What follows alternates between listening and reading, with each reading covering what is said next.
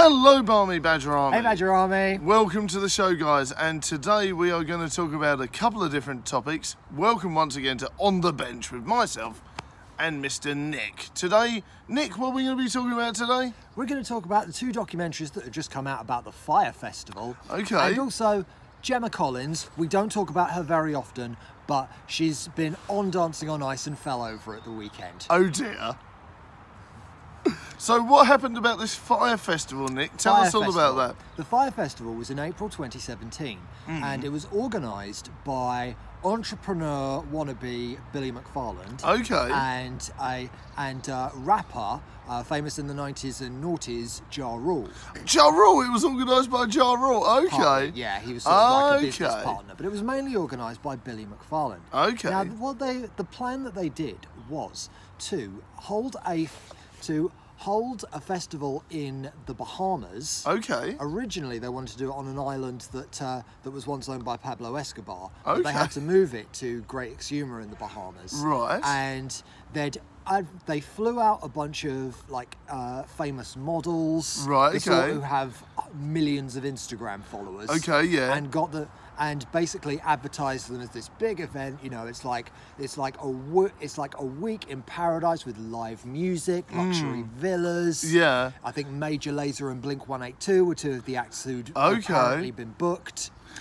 So it was like for the rich higher class then. It wasn't for the everyday Joe. Well, some people say it was kind of aimed at like the richer end because the ticket prices certainly reflected that. Most definitely. But the prices, there were lots of different tickets for the prices because you could get VIP packages and stuff like that. So there were some regular ones there, which some kind of like people who did not have rich parents went and bought. I think they were about $500. Which, considering what they were advertising, it's not too bad. Yeah, it was basically like a week in the Bahamas with 2 weekends of live acts. And so yeah, it was advertised as all this, but now there's footage online, and these two documentaries show a lot of this footage. When people arrived on the island, it was just the organizer, the whole organisation of the festival had gone up the creek. Really? They were instead of luxury villas, they were using disaster relief tents. What?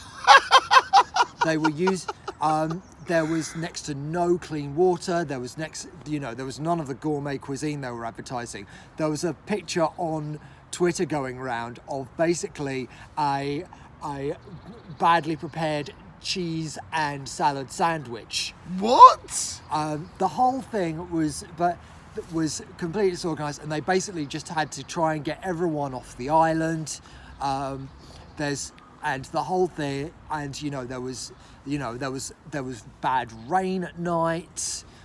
They were in tents in bad rain and everything. Tents in bad rain. Not quite the luxury festival, but it also not quite at all. But it also turned out on an even worse note. Go on. A lot of the acts hadn't actually been booked. Really? Yeah. They were, some of the models who were flying out were getting messages saying, "Don't come to the island." But also on a really serious note, they had a lot of workers from the Bahamas who were actually trying to help get the festival done. A bunch of them didn't even get paid. Really? That's terrible. But yeah, it was the festival, they had to basically cancel it on the spot and try and get everyone home. Really? That's insane. And 2 festivals have just come out about this, and a lot of people were saying, this is one giant scam. It does seem like maybe it was a giant scam. Can you imagine flying all the way to Bahamas for a bad cheese and salad sandwich? Yeah, and that's what they cover in the 2 documentaries. There's a bit of rivalry between the documentaries because the Hulu documentary Fyre Fraud actually interviewed the main organizer Billy McFarland, who is now in jail for not just kind of like things relating to the festival, but also relating to other scams that he's run. Really? As well. Okay. So yeah, he's basically he's basically in a federal prison for deception for 6 years. But also, So there was a bit of controversy about the fact that he actually got interviewed and paid for the interview. Yeah, so surely he's making money off of a bad festival again. The Netflix documentary, Fyre Festival, Fyre, the Greatest Party That Never Happened, they used one of the social media companies that Fyre actually used to promote what was going on. And it was just... And they were looking, and so there was a bit of controversy about that as well. It got to the stage where it was like, did this company know just how badly things were gonna get? Now, my view on it is, I don't think the whole thing was a scam. They wanted to put on this festival, the luxury festival. It makes sense that it's never happened before. Yeah, they were not trying to, deliberately. I think initially, at least, they weren't trying to copy black money. They did want to put this festival on. Okay. But so do you think it would be like a high-end festival for rich people, and like be this really massive event that's never happened before? It's trying to be like this big kind of like holiday experience as a festival. Yeah, like you see in the films that never really happens in reality. They wanted to make it like the next Coachella, huge festival in the US. Okay. And maybe even like a kind of week-long Glastonbury festival. Okay. Obviously, not quite the same settings as Glastonbury, but when you consider how big Glastonbury is, and they wanted to be even bigger than that. So, but the trouble is, it kind of like, it didn't start out as fraudulent, but it became more fraudulent as it went on, because Billy McFarlane was basically not taking no for an answer. He was trying to like bring money in. He was like making phone calls to people and trying to make out that everything was running smoothly, and it obviously wasn't. Oh, that becomes so. It started off not being fraudulent and then ended up being fraudulent. Well, that's an interesting twist on it, Nick. So it is really interesting, because I mean, there was a phrase. There's been, during the whole of this decade, everyone has latched on to this idea that festivals are where it's at. Yes. People try and put on their own festivals, but the trouble is, they try and make them too big before they're ready. There was one festival in Brentwood in 2011 that I tried to go to, not to be confused with the Brentwood Festival, which is very well established at the Brentwood Centre now. But there was one going on that was a bit further out from the town centre, and I remember coming to the location and there was nothing there. Really? And it turned out that a lot of the stalls and stuff had packed up and gone yesterday, and basically they'd just run out of money. They just run out of the ability to run the festival. That's insane. And the same year as Fyre Festival, 2 years ago, there was a festival in Liverpool called the Hope and Glory Festival, which got cancelled on its second day because they just weren't ready for that amount of people. Right. They hadn't properly informed the council about where it was going to be located. Oh dear. And there was no health and safety procedure. If something had happened and they had to get all those people out of the area as quickly as possible, they might not have been able to do it. That's insane. Much as we can laugh at health and safety procedures, who wants to be marooned in an area where you can't move and something terrible's happened? That's insane.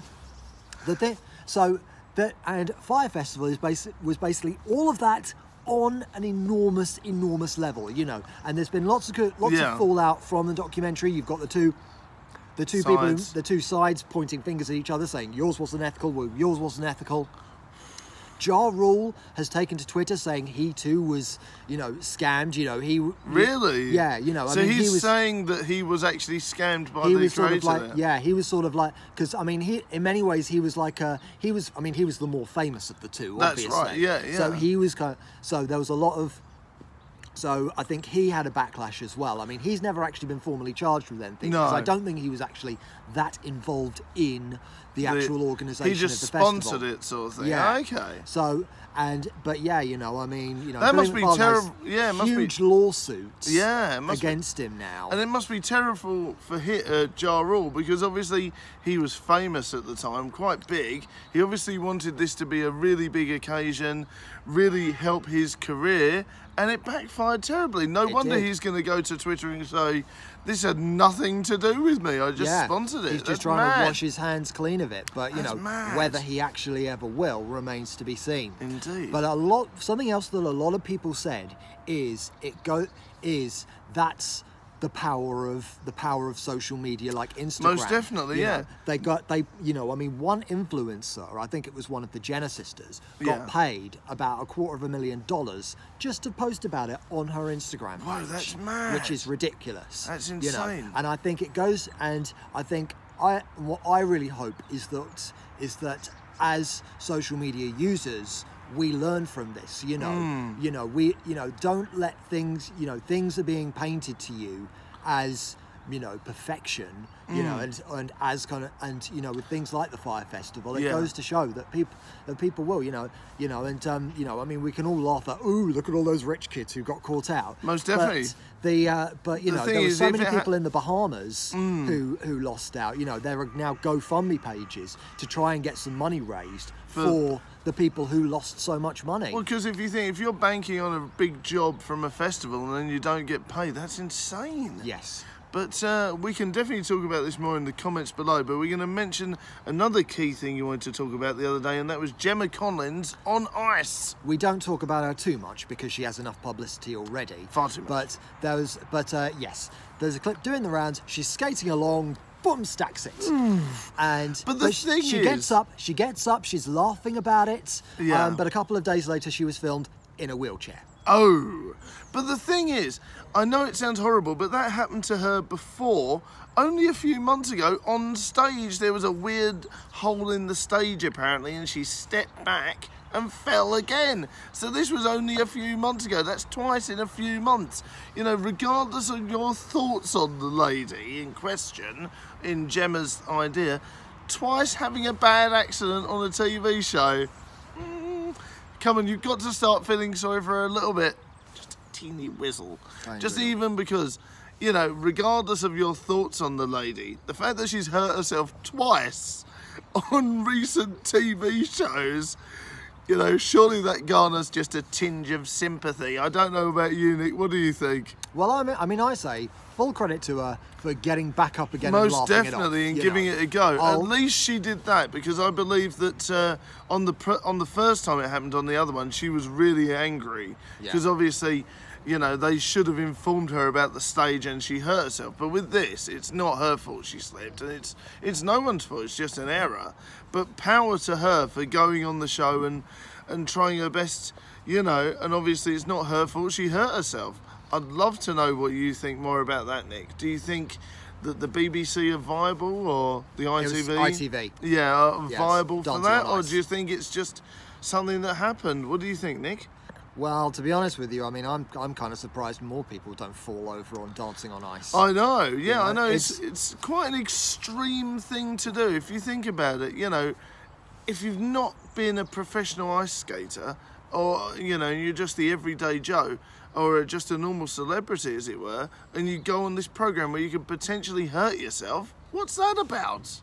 I think the thing there's also been some controversy saying, has it led to fat shaming? Yeah, okay. Yeah. To be honest with you, I've always thought Gemma Collins' size is a bit incidental. Right. Okay. Yeah. She's best known for being on Towie. Right. Okay. Yeah. Towie is full of skinny models, and if one of them went on Dancing on Ice, then fell over, then it would probably look just as silly.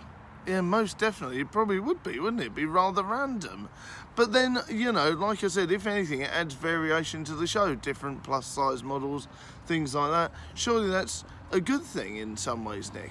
Yeah, I just think, I think Gemma Collins seems to have got to the position she has by, just being a bit pushy and a bit unpleasant in places. And also, when you've got things like Towie, which just seem to celebrate being over dramatic about everything, and just generally being a bit of a twonk. it just kind of gets, it just kind of feels like it's, you know, I just think they're the sort of people who, I mean, it's also worth mentioning, you know, Gemma Collins owns at least one of her own businesses. Okay, which has got to be a good thing, right? You know, and I just kind of go on the basis that, you know, it'd be nice if people, if you know, people were coming to attention more for the fact that, you know, they make an effort. And she tried her best on it, yes, most definitely. With kind of like businesses, and just with trying to be good at stuff, rather than just, you know, being a bit of a pillock. I mean, I'm not necessarily saying that she is, and there's other people who are far more, who that would apply to far more. But we'll see, yeah. And you know, I just kind of, but yeah, you know, it's kind of, I think we need to sort of like move away from the idea of like, and also from the idea of like fat shaming as such, because, you know, let's face it, anyone could fall over on definitely on that. You know, it's like, I mean, I think I've been ice skating like maybe 2-3 times in my life, and I've fallen over twice. When I went ice skating, it was horrible. I came back black and bruised and beaten up, and you fell over that often? Yes, I was terrible at it. So let me know your thoughts on ice skating and Gemma Collins, and of course the Fyre Festival, in the comments below. And we'd love to hear about that, wouldn't we, Nick? Because you want to have a good old chat about the Fyre Festival and all that sort of thing in the comments. So let us know your thoughts, guys, in the comments. And thank you once again for joining us for On the Bench. You're welcome. I hope we've woken you up a bit. Yo, most definitely. It's been a fantastic chat. And guys, comment below your thoughts on the Fyre Festival and Gemma Collins falling on ice. See you later on, New guys. TV show in the making. Bye. ITV are going to want to pick up on that. Most definitely falling on ice. That's a terrible idea. See you later on, guys. So good they might just use it. Bye.